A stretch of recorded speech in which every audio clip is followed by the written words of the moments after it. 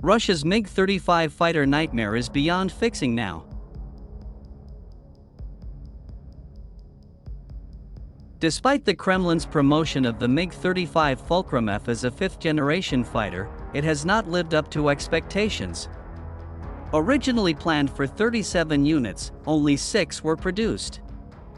First showcased at the 2022 China International Aviation and Aerospace Exhibition, the MiG-35 failed to secure foreign clients and has not been exported. Originally planned for 37 units, only 6 were produced. First showcased at the 2022 China International Aviation and Aerospace Exhibition, the MiG-35 failed to secure foreign clients and has not been exported. The MiG-35 features advanced radar and carries a diverse payload but falls short compared to the American F-35 Lightning II in engine power and stealth capabilities. The ongoing conflict in Ukraine has further strained Russia's resources, making additional production of the MiG-35 unlikely.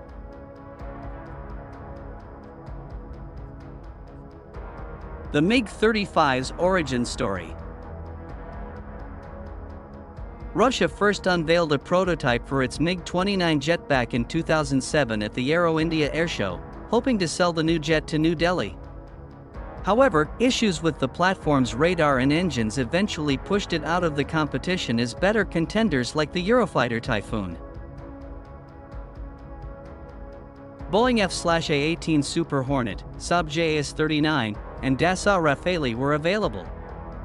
The manufacturer Mikoyan continued to produce an export variant of the fighter at the Sokol aviation plant in Russia, which was showcased years later in 2019.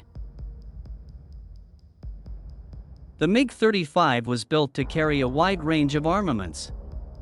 With its 9 hardpoints, the jet can lug a combination of KH-31P anti-radar missiles, KH-31A anti-ship missiles, KAB-500 KRTV guided bombs, and the KH-29TE missiles. The F-35 Lightning II is fitted with half this missile payload. However, the American fifth-generation platform employs a much more powerful engine than the MiG-35, the Pratt & Whitney F135.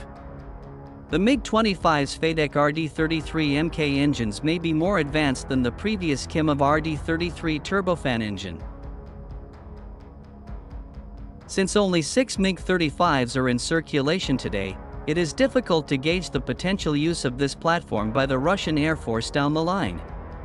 The ongoing Ukraine invasion continues to use up Moscow's resources and funds, so the country is unlikely to produce additional Fulcrum-Fs in the near future.